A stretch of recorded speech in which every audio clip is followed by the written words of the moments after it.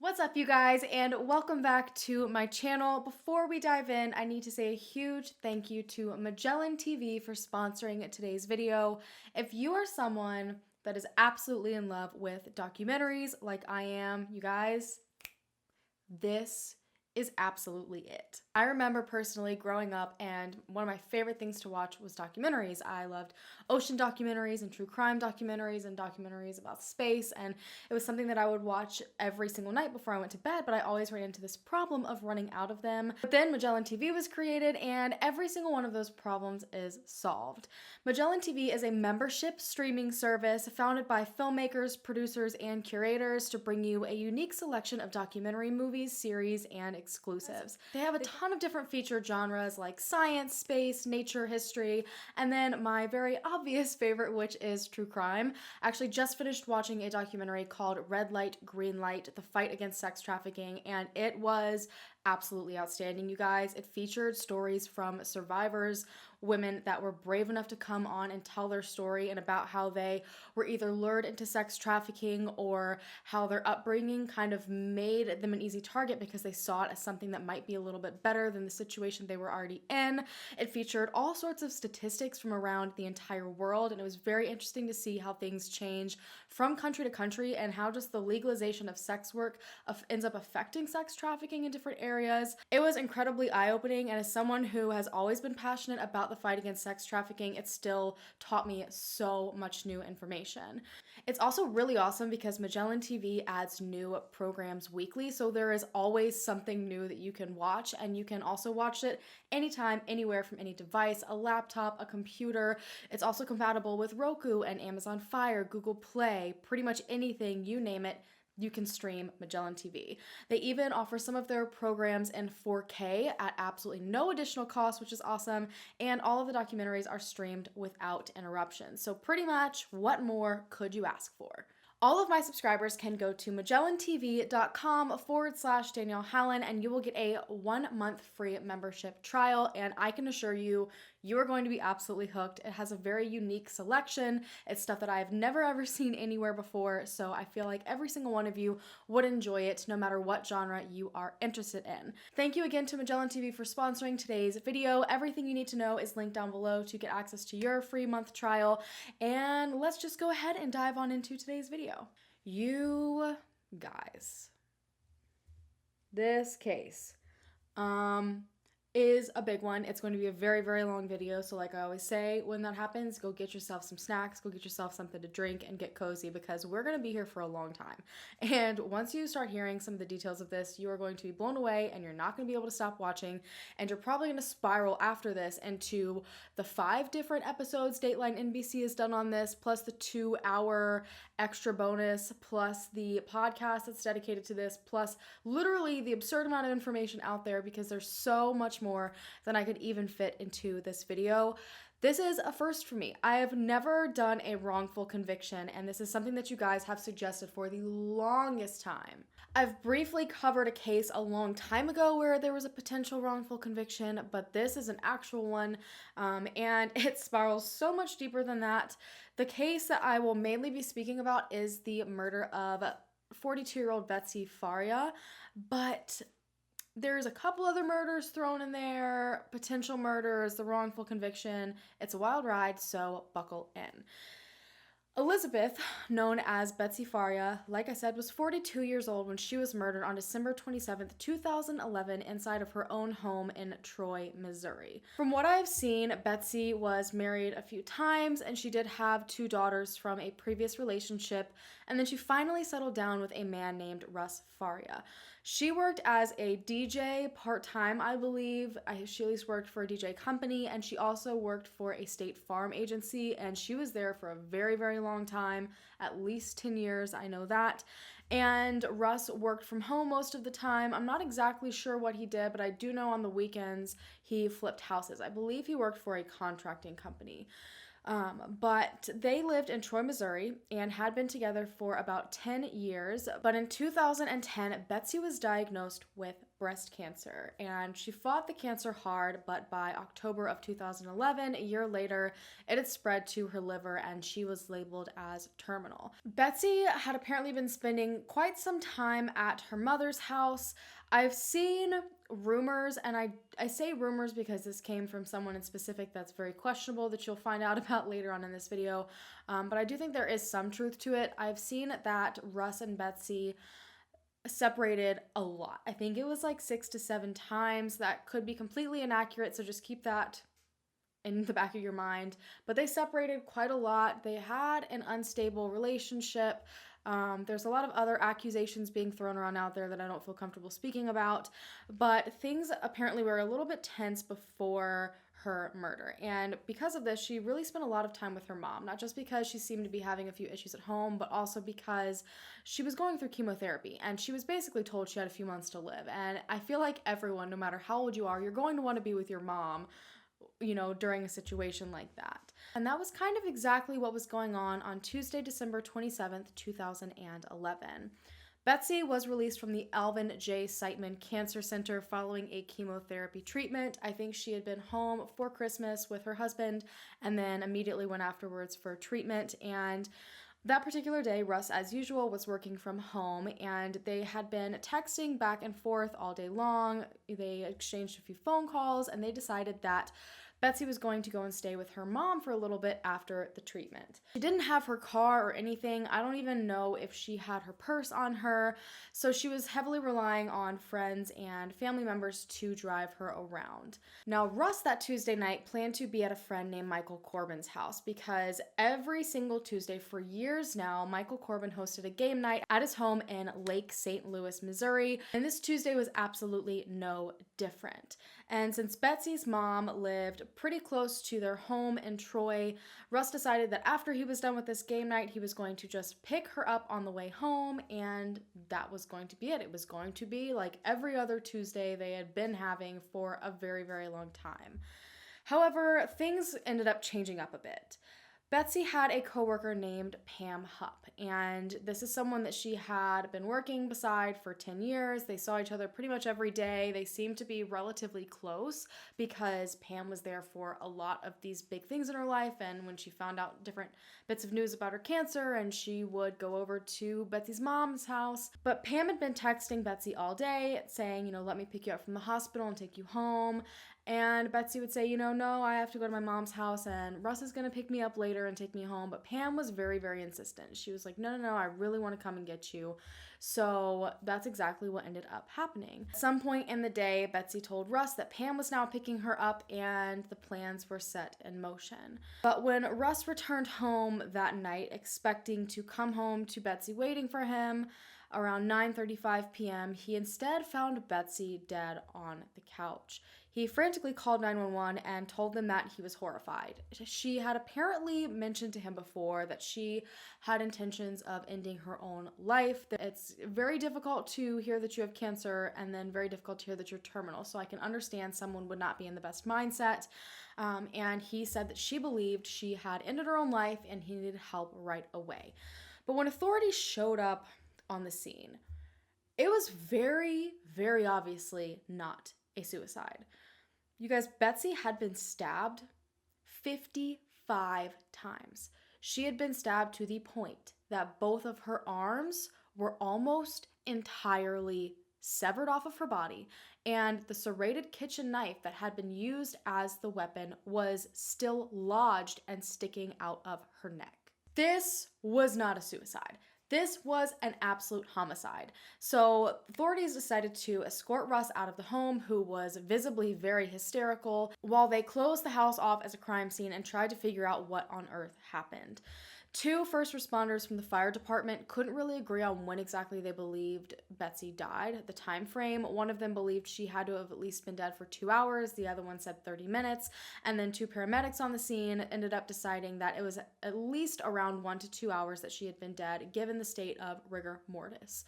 But some things were just still not adding up in the crime scene. Investigators first started checking the crime scene. There was absolutely no evidence of a cleanup. There were no white marks in blood. there wasn't blood in the sink from someone washing their hands or rinsing anything off. There were no wet towels, no footprints, but they did randomly find a little bit of blood in a separate room. So Betsy was found on the couch in her living room, which was near her kitchen, and there was blood on the light switch in their bedroom. And upon further inspection, they found a pair of bloody slippers that I believe belonged to Russ, or at least were in his closet inside of the room.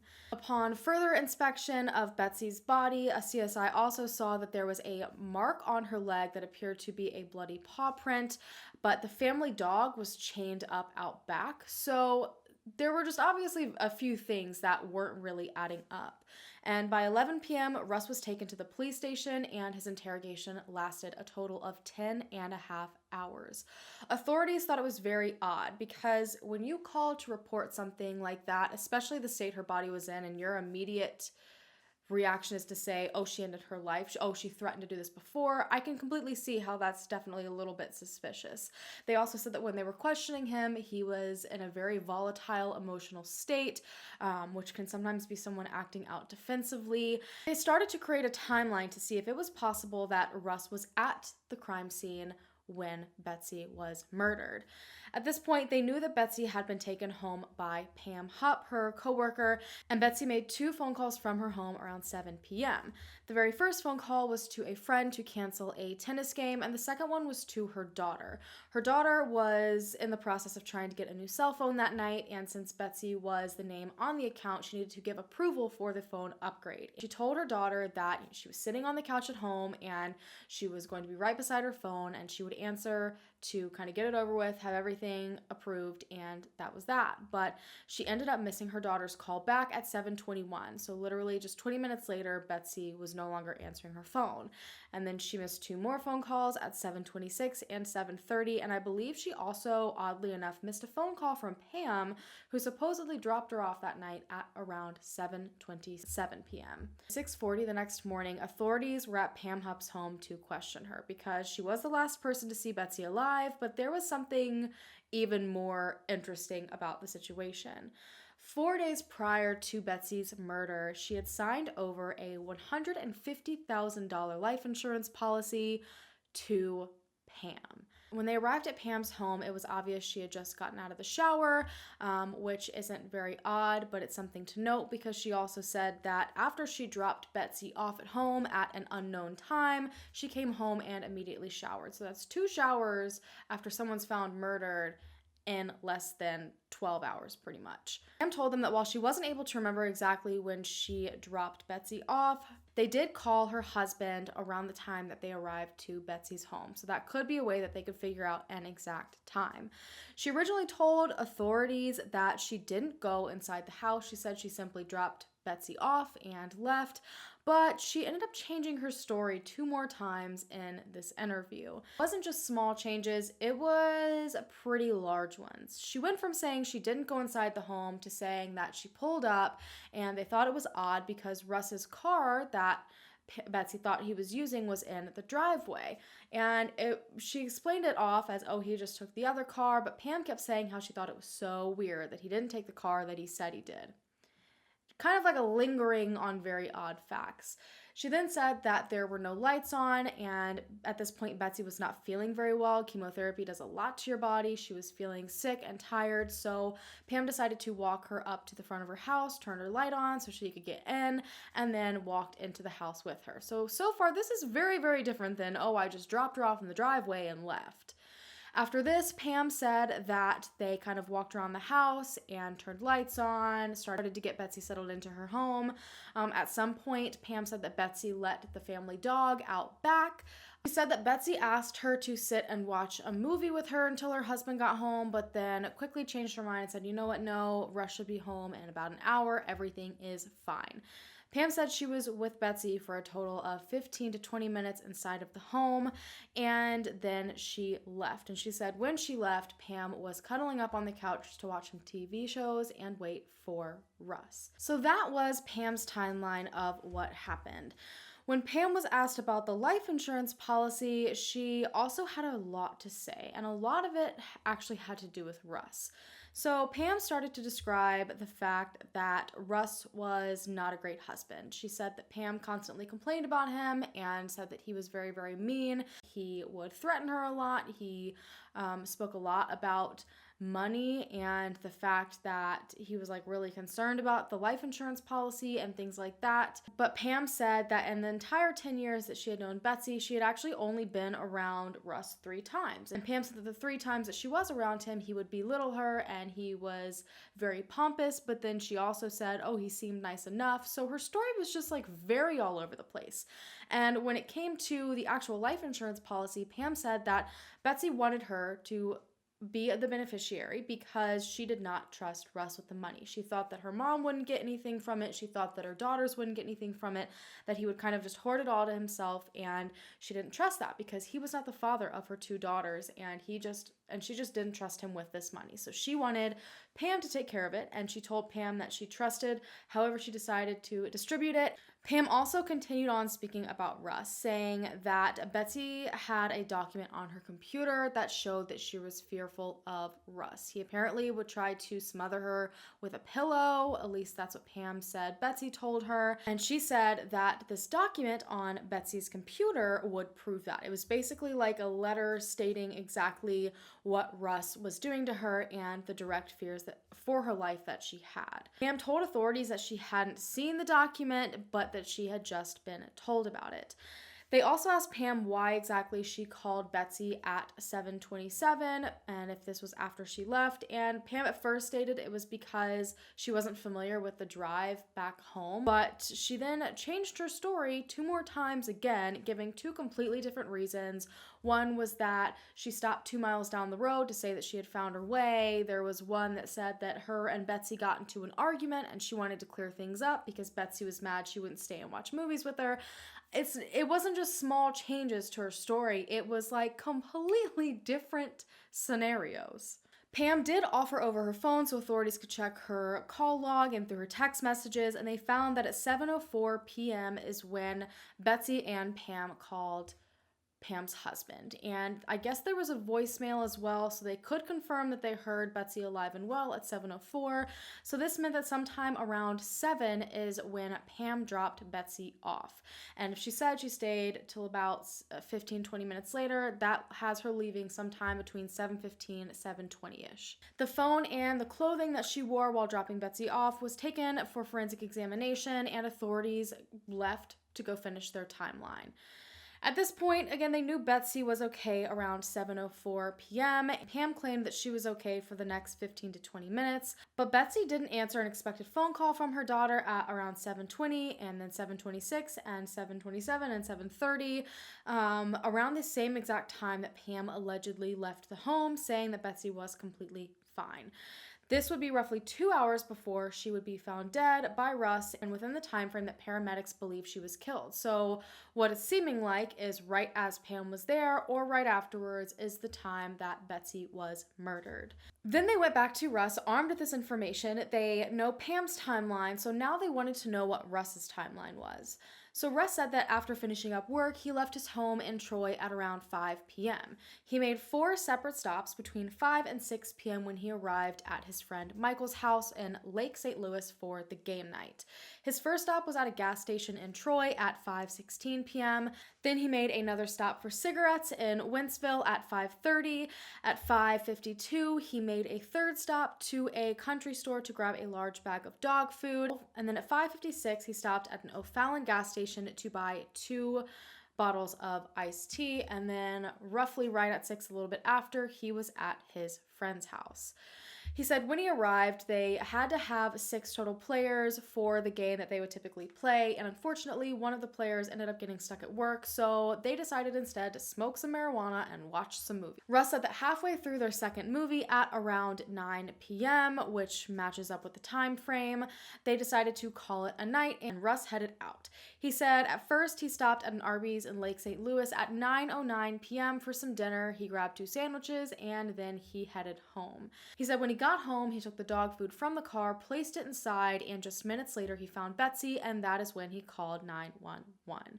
The 911 call made it very apparent that Russ was hysterical, and he seemed very genuine, and even the 911 dispatcher completely agreed with this, that he seemed very, very upset. He genuinely believed that his wife had gone through with intentions that she had stated to him before, but authorities just weren't buying it.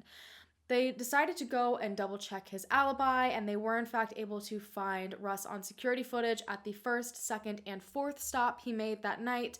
And then the third stop, despite there not being security footage to prove he was there was a receipt. So for the most part, they were able to prove he was there. They also brought in the other friends that he had apparently been with that night, and every single one of them had the exact same timeline, the exact same story, everything matched up, and they all gave him an alibi, saying they all dispersed around 9 p.m. They also had a receipt, I believe, from the Arby's to prove that he was in Lake St. Louis at 9:09 p.m. that night. So basically, it was proven he was at least away from the home between 5 and 6 p.m. through receipts, and then at 9 p.m. But despite the fact that the friends said they were with him between 6 and 9, that was still 3 hours that were technically unaccounted for because authorities weren't sure they believed his friends. Authorities even decided to clock the time it would take to get from the Arby's to the home, and this would have taken, I think, exactly 25 minutes and 30 seconds, meaning that he would have arrived home just 5 minutes before the 911 phone call was made. So everything except for these 3 hours, even though they still had an alibi because of the friends, authorities, they just didn't care. Like, everything else added up, but these 3 hours, they just, for some reason, were not certain about Russ. And by the day after his wife was murdered, on December 28th, Russ was arrested for her murder. Russ was formally charged on January 4th, which was the exact same day as Betsy's funeral, and he was held on a $250,000 bond that he could not meet, so that meant he was going to be in jail until his trial, which took until 2013, by the way. Meanwhile, the prosecution continued to attempt to get evidence to prove that Russ, in fact, was guilty. When they originally went to the home, because there was no obvious signs of a cleanup, they decided that spraying luminol was not necessary, because usually you do that to find things that have been cleaned up and hidden, and they randomly decided, you know what, I think we should do that. But at this point, they'd already released the home as a crime scene. They'd released it to Betsy's family and Russ's family to clean up. Yes, you heard me right. But they, despite knowing it was a contaminated crime scene, decided to go back and spray luminol. At this point, they were going into the home with a theory, and the theory was that Russ and his friends were in cahoots together. They knew Russ wanted to kill his wife. Russ maybe found out about the fact that he was taken off the life insurance policy, or maybe he believed he still was, and after hearing she was terminal, he's like, oh, well, now's the time to just offer. But they had this theory that the friends were just creating this alibi for him to basically help him get away with murder. They believed that the slippers that were in the closet and the light switch was after he tried to clean up the murder. He then tried to clean off himself and kind of instinctively threw his slippers in the closet and forgot to dispose of them afterwards. And they were so set on Russ being responsible because on top of that, they had all of these stories from Pam that he was not a great husband. There was this alleged document on Betsy's computer saying that she was scared of him. On top of that, the dog, the family dog, was known to be very, very aggressive. And according to Pam, the dog had just been let outside. And according to the CSI, there appeared to be a dog print on Betsy's pant leg. So someone had to have taken that dog out back. And if the dog was aggressive, it had to have been someone that was comfortable with this dog. So they kind of went in with that idea, okay? Keep that in mind. So they go into this already contaminated crime scene to spray luminol on it, and they start spraying, and it lights up. It lights up on a drawer handle in the kitchen where the towels just so happen to be, and it also lit up from, like, on the ground leading towards the back door, and they thought they had it. They're like, okay, there we go, more proof, because someone had to have known where the towels were. That's what was used to clean certain things up, and there's evidence someone with blood walked out the back door. That was him chaining the dog up. But the issue with this is that, first of all, hello, contaminated crime scene, and second of all, when you spray luminol, it does not only light up to blood. it will react with other bodily fluids. So you kind of do that as like a preliminary test before you dig deeper. And usually you have to prove that there's either some sort of pattern like blood splatter, or you have to take and remove that area and go get it tested to make sure it is actually blood. But there was no pattern to any of it, especially on that handle. You would expect to see the imprint of a hand. It's very, very obvious. We all know what that's going to look like. If he had walked out of the back door covered in blood, it would be little droplets sprayed off of his body as he took steps, or maybe it looked like footprints, but it didn't look like that at all. And these items were sent off for forensic testing, and by the way, came back as negative for human blood, but you better believe that the prosecution just kept on trucking with this information. Authorities also went to check for the document on Betsy's computer, and sure enough, they found it, and it spoke about her fear of Russ, so they felt like they had this in the bag. When the trial started, it seemed like there was enough solid proof against Russ, and his attorney, Joel Schwartz, was aware that he had a very big battle ahead of him. Joel was able to bring forward all of the security footage from the different locations that Russ stopped at that night, as well as receipts to show that he had been far away from the home. There were cell phone records to prove that he stayed away from the home for the entire time. They also showed that when Russ was taken in and he was questioned about everything, they completely swabbed him. They took his clothes, they took nail clippings, anything, everything, and they found no blood on him.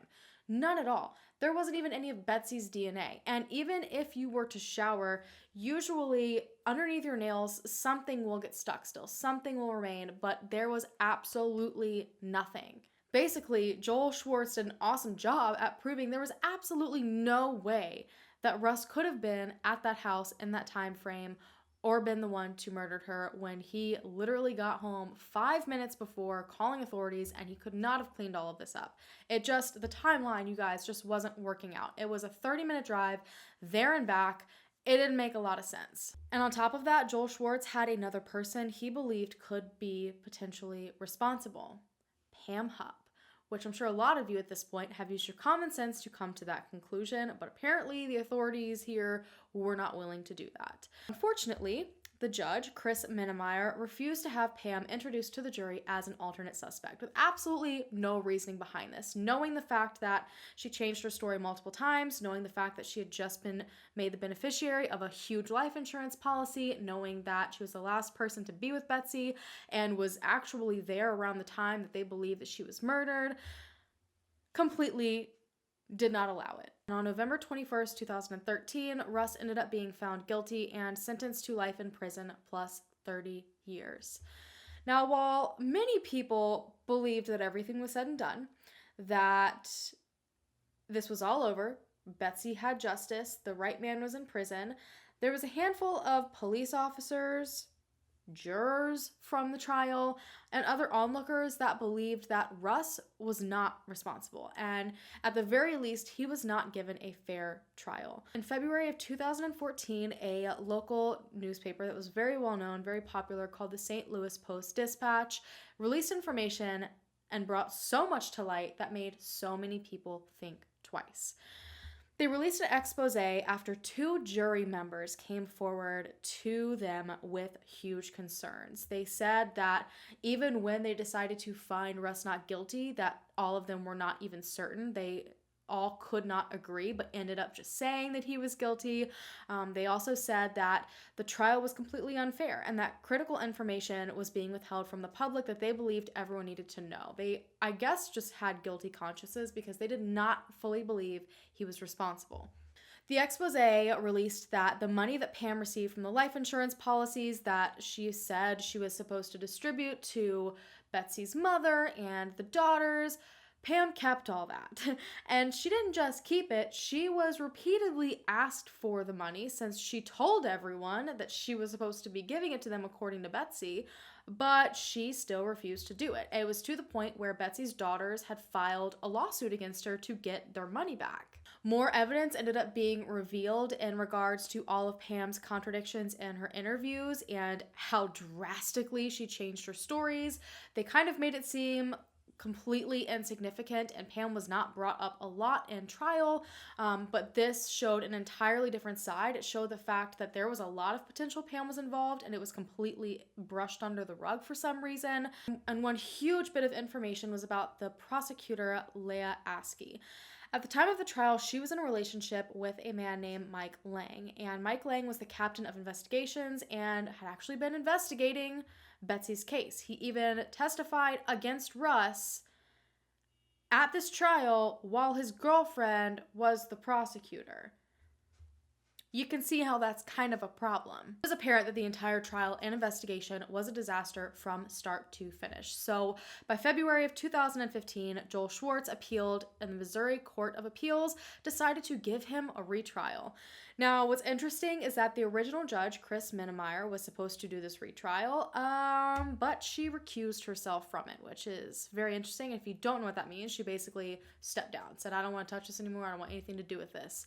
And by June, another judge, Stephen Omer, decided to take on the case and allowed Russ to be released on bond until the trial began. So he's already been sitting in at least jail since 2011, the very beginning of 2011, and now we're talking about June of 2015. Oh man, you guys, it's a nightmare.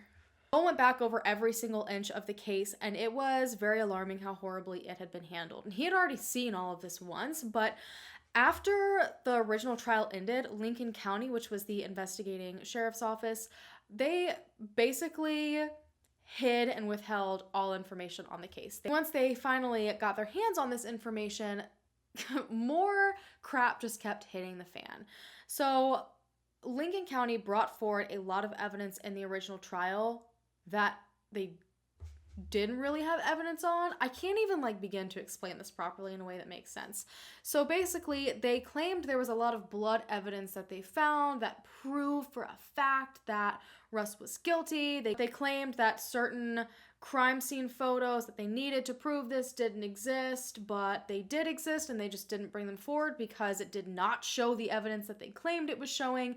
It was an absolute nightmare, you guys. Police officers started to come forward to testify about Pam and the fact that she changed her story multiple times. They'd even interviewed her as recently as June, and she suddenly stated multiple different things she had never told them before. All of a sudden, she had been in a sexual relationship with Pam, which she said she just conveniently forgot about before. I don't even know how that ties into anything. She also suddenly remembered seeing someone that night as she was driving Betsy home. This person that she claimed looked like Russ was in a car with another person parked on a side road near the Faria home, and it was sick because they went to listen to this interview and found that she'd actually basically been fed this idea by the lead investigators. The two investigators that first showed up on the scene spoke to her again for this interview and said, well, we have this theory, and gave her their theory. And first of all, I don't know if you're aware, that's not allowed. Police officers are not allowed, investigators are not allowed to tell their theories to people they're interviewing because it jeopardizes the integrity of the case. Especially when someone's a key witness. That's a huge no-no. And interestingly enough, their plan worked because she turned right around and completely changed her story from saying, oh, I know I saw no one else that night, to, oh yeah, you're right, I definitely saw Russ on a side road somewhere, because they suggested to her, oh, well, maybe he was watching her. Maybe he saw that you took her home. Maybe he was waiting for the moment you left, and that explains why, everything was so close, why you seemed to still be there while the murder happened. The CSI that was at the home also brought forward a bunch of information. So apparently the paw print, the alleged paw print that was on Betsy's pants, the CSI wanted to swab the dog's paw to see if there was blood. The CSI really just wanted to check over the entire dog to see if there was any blood, but specifically the paw, and she was told not to. She was told to just take an impression, like a print of the paw, and that was it. And she said that when she was around the dog, there was not, to the naked eye, any blood on this dog anywhere. Despite the fact that the prosecution used this as a major piece of evidence, explaining, oh, well, no one could have gotten near this dog. It had to be Russ. There's no other explanation. This dog's paw print was on Betsy's pants. They had never actually matched it. There had been no further forensic testing done to prove that the paw print on Betsy's pants matched the paw print of the dog. So a core piece of evidence that they had, again, a load of crap. I'm gonna say that like 1 million times in this video. The CSI also stated that the slippers that were found, that were apparently this other big key thing, proving that he walked around in slippers, cleaning everything up. Apparently, when they were first seen, it was very obvious that no one had been wearing the slippers and stepped in blood. The blood was in areas that didn't make sense for that, so blood had gotten on the slippers in a completely different way, which again totally picks apart the prosecution's theory and premise of their entire case. Brought forward Russ's phone records again to show that he was in fact at his friend's house at the time of the murder, but we know who was there around that time: Pam. And they apparently also disregarded the fact that this document on Betsy's laptop that Pam hinted the police on, when they found it, it wasn't even meant to be on Betsy's laptop. It was from a completely different program that Betsy did not have, indicating that it had been planted there, and they should have known that because Pam told them she had never seen it, yet could almost recite it word for word. So it sounds a whole lot like Pam herself wrote that. With all this information brought out again and the reality of it kind of forced out for everyone to see, on November 7th, 2015, Russ Faria's conviction was overturned. He had been in prison for the murder of his wife that he hadn't actually killed for years. The following July 2016, Russ filed a civil rights lawsuit against the prosecuting attorney, Leah Askey, and other individuals involved in the investigation, claiming that the prosecution fabricated evidence, ignored exonerating evidence, and failed to investigate Pam as another obvious suspect. They kind of hooked their claws into Russ and refused to see anything else. And within a month of all of this, something involving Pam happened again. On August 16th, 2016, so literally right after Russ is released and he's angry and he's starting to go after people, legally, I want to make that clear, legally, that had done him wrong, Pam Hupp calls into 911 claiming that, I've seen 33 and 37 as how old this man was, but I'm just going to go with 33 for now. 33-year-old Louis Gumpenberger pulled up to her home with a knife. Now, she's on the phone with 911 and she's saying, this man, he's outside of my car, I'm parked inside my garage, and he's yelling at me, he's threatening me with a knife, and he keeps telling me to go to the bank and get him Russ's money. Now, while still on the phone with 911, she somehow manages to get out of her vehicle and run inside, where she grabs her gun, and again, while on the phone with 911, she shoots and kills Louis Gumpenberger. This was a huge deal because the way that Pam was kind of describing the situation that was happening, it sounded a lot like Russ was let out of prison, and because he'd gone after the prosecuting attorney, it was possible maybe he was angry and now was going after Pam and going after his money. But authorities quickly realized something was a little bit off with Pam's story. Louis had been in a really bad car accident in 2005. It left him physically and mentally impaired, to the point where he couldn't drive a car. He had a lot that he struggled with to do on his own. So it didn't seem possible to authorities that Louis could have even attempted to pull off what Pam said he was trying to.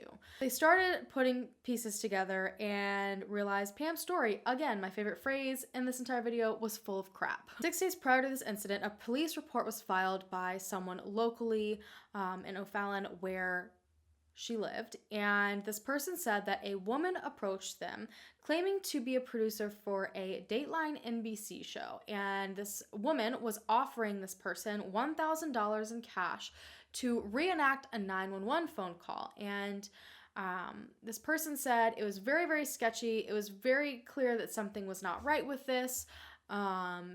This woman wanted them to come to her home, and so they reported it. Now, when authorities didn't know really what to think about this at first, they were given the description of the woman who was doing this, but they didn't really have much else to go off of. But when they looked back at security footage from the area, they saw Pam's car. And when they put two and two together, the description of the woman offering this $1,000 for a 911 reenactment, they were describing Pam.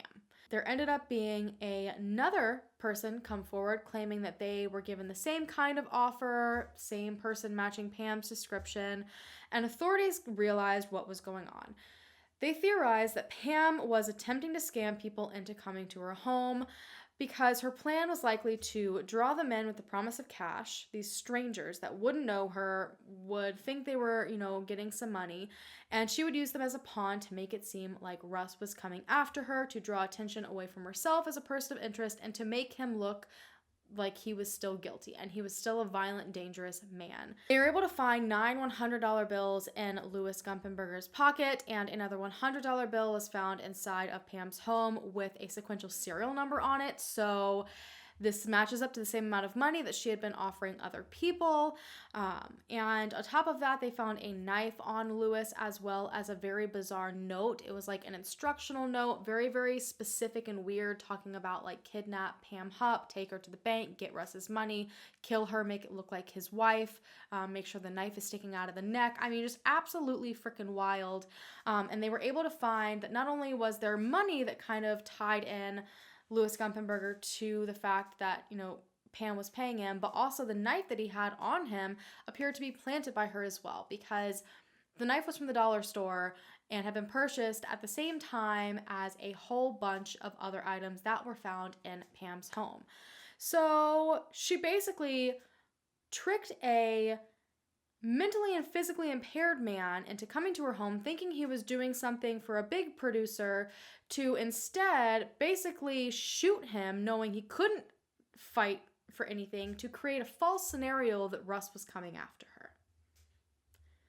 This is like a whole other level of crazy that I don't think I've ever experienced. When they traced Pam's whereabouts that day, sure enough, despite the fact that she said she did not know Louis and had never met him before, she was in his neighborhood less than an hour before all of this happened.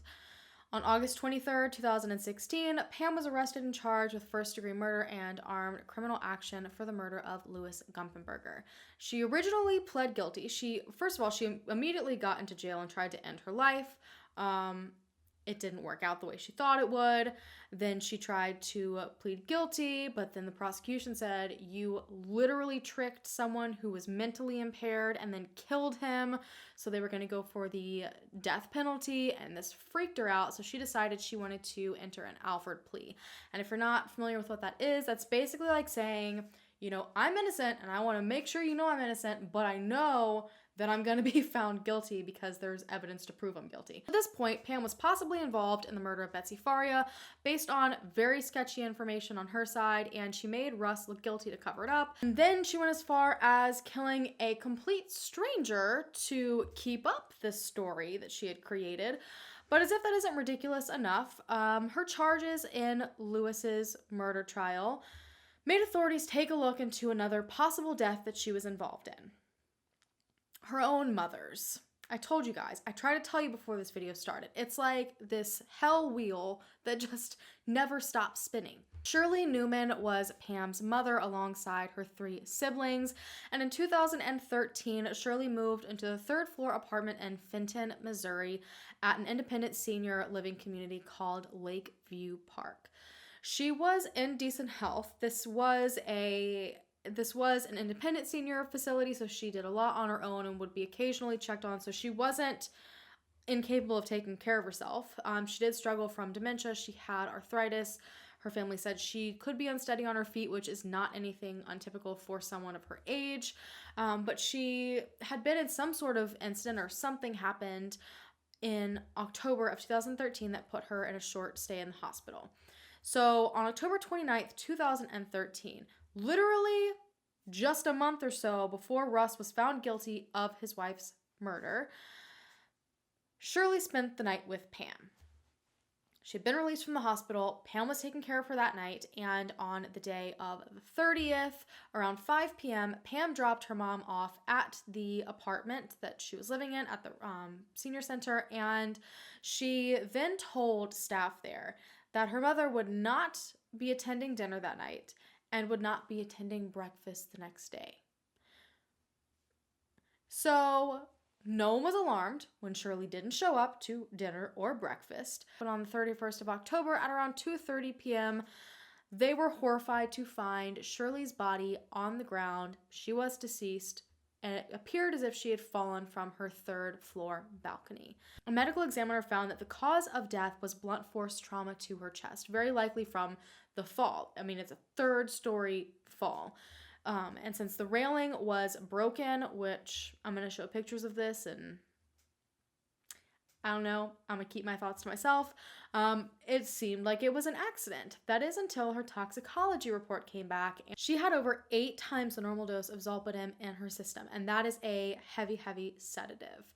Authorities were also given around this time an anonymous note claiming that Pam killed her mother for, you guessed it, insurance money. And please keep in mind that this is while Russ is still on trial for his wife's murder. Another woman who was killed supposedly for insurance money with the same woman involved, but somehow this woman is just completely being overlooked. And to really add a cherry on top of everything, there was a video recording of Pam from earlier that year stating, and I quote, "My mom is worth $500,000 that I get when she dies. If I really wanted money, there's an easier way than trying to combat someone that is physically stronger than me." Oh boy. But still, Shirley's death was labeled as accidental, and Pam's siblings agreed. They said their mother was unsteady on her feet. It was very, very likely that she just fell and ended up falling off her balcony, and they each received, including Pam, $120,000 in investments, and they split a $10,000 life insurance policy. But when Pam was convicted of Lewis's murder, the investigators decided to open back up her mother's case. But at this point, absolutely nothing went in their favor. They unsuccessfully attempted to subpoena Pam's cell phone records from the day of her mother's death and the days surrounding. They also tried to get the railing to have it tested in a forensic lab. But for some reason, the senior center would not let authorities do that. So it's like everyone was pushing against this. So they had nothing. Even the medical examiner decided in 2017 to change Shirley's cause of death to undetermined, because she said that after seeing what Pam was capable of and the different charges that she had and all the speculation in Betsy Faria's murder, plus the circumstances around Shirley's death and that it was already kind of odd, she was no longer at all comfortable with saying that this was an accidental death. However, to this day, absolutely no charges have been filed since authorities were not able to get anything they needed. Pam also became, after this, the subject of another investigation into Betsy Faria's murder, which is what we've all kind of been waiting to hear at this point, but she sure did leave a string of horror from, that point until now. And the case was given to the Major Crime Squad, which released portions of the report, I think sometime in 2019. But majority of the information, including all evidence that led to Russ's arrest and his eventual guilt, which was overturned, as well as all of Pam's interviews where she just repeatedly contradicted herself and changed her story, they were all missing from the report. They will not state why, but I think it's kind of obvious why. That investigation is apparently ongoing currently. I know that the Major Case Squad has, for the most part, finished their investigation, if not fully finished it, but I just think they are still compiling evidence and information. Other than that, Betsy's daughters ended up somehow losing the case to get their money in the lawsuit against Pam and her husband, but I believe that Russ has since attempted to get the money back as well. I have yet to see if that was unsuccessful, and I didn't see a lot of it because the media seemed to be way more focused on the fact that he ended up receiving a $2 million settlement for the fact that he was wrongfully thrown in prison for his wife's murder, largely due to misconduct by police. Unfortunately, even though he did include Leah Askey in his civil rights case, she also, by the way, is known as Leah Cheney, was labeled as immune during the lawsuit due to prosecutorial, and I have such a hard time saying that word, so if I said that wrong, forgive me, but prosecutorial immunity. So they just let her go. They just said, she can't be held responsible. She cannot be a part of a civil lawsuit, despite the fact that she messed up left and right. The evidence that I saw, and I have all of the court documents that I could find actually down below so you can physically see them, which is very, very rare, and I was so excited to stumble across them. But you can see all the things that she did. Like, she claimed to be like 10 steps ahead of where she was 9 times out of 10 in the investigation. Like, she would act in a way that she shouldn't have been allowed to act because she did not have the information to support her actions. I hope that made any sense. But either way, karma still kind of came to some of the people involved in this. She ended up being voted out of office. And she has even fully admitted that she is very well aware it is likely because of her actions during Faria's trial. People were very, very angry about it. And the original judge, Chris Minnemeyer, who would not allow Pam's name to be put out into the original trial as a potential other suspect by the defense. She was also voted out of office, but she had already been suspended, I think a year prior to being voted out for something else that was absolutely absurd. She was apparently found to be delaying criminal cases for an extended period of time simply because she was in a dispute with the public defender's office. You guys, oh my God.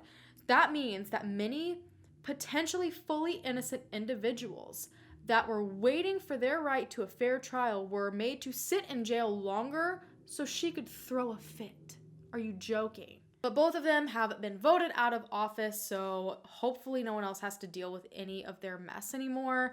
The judge that was on the retrial has stated that he was highly disturbed by the work that Lincoln County did on the case, and as well as the entirety of the first trial. It was like baffling to everyone when the reality of everything came to light, all of the evidence that was just completely fabricated to fit into the theory that they wanted to be true in order to find Russ guilty. It was an absolute disaster, and honestly, I am so thankful for the people that came forward, because Russ could have sat there and could still be sitting there had nobody been like, hey, you know what? This doesn't seem right. Had the jurors not, kind of sucked up the fact that they potentially wrongfully sent a man to jail, and been like, look, we said he was guilty, but we just don't know anymore, and these are the reasons why. I cannot believe, and I'm so happy that he was not in prison for a lot longer than he actually was. Granted, he shouldn't have been in there, period, but knowing that he could have been one of those people that sat in there for 30 years and wasn't released. Meanwhile, Pam's running amok everywhere. It just makes me angry, because if she is found responsible for Betsy's murder, that's 2 people that could have potentially died since Betsy was murdered that could have been saved had authorities done their job properly. Meanwhile, an innocent man sat in prison. As I said in the beginning, there have been 5 different episodes about this on Dateline NBC. I think there's a 2-hour episode that has been more recently released. There is the Thing About Pam podcast that was released by Dateline.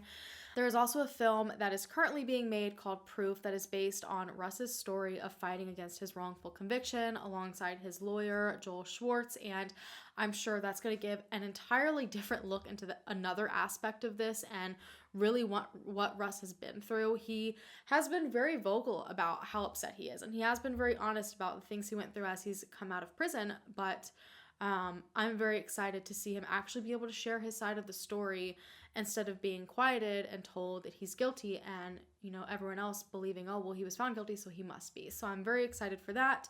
And I really, really, really hope Betsy finally gets the justice she deserves. They seem to be moving pretty quickly on this investigation, and I hope I'm able to update you guys sooner rather than later on that. But wow. Holy crap, you guys. I told you it was going to be an absolute wild ride. Pam is a trip. It's just no sense of morality. I literally can't even get out a full sentence because I cannot understand how someone can behave the way that she did. Betsy, if she was responsible, was her best friend, you guys. It was her friend that she had known for 10 years. Pam knew her daughters, her mom, and the fact that it's believed she could have potentially killed her own mother, and then she just so easily kills a disabled man that she had no idea who he was, a complete stranger, just to protect her story. She scares the crap out of me because she is the kind of person that does not care. She just wants to protect herself. She serves herself, and that is it. I want to thank you guys so much for listening to not just Betsy's story, but Russ's story and Shirley's story and Lewis's story. I do want to quickly announce before I go that I will be on John Lordan's channel on May 16th at 9 p.m. Eastern Standard Time. If you missed it the last time, I only announced it on, I think, my community tab here and on Instagram, but he does a true crime game night. And basically, he brings together a bunch of different true crime YouTubers, podcasters, just people from all over the true crime community, and we all play Jackbox games. And it's been a different group every single Saturday night. He's done a ton of them so far. We raise money for Feeding America. So far, he's raised over $2,000, and I will be there on May 16th with some very awesome and special guests that I might tell you about next week, the day that it's supposed to happen on that video. But that's all I have to say, guys. If you haven't already, hit the subscribe button to become a part of the Hallan family so we can hopefully bring them home together, and I will see you guys in my next video. Bye.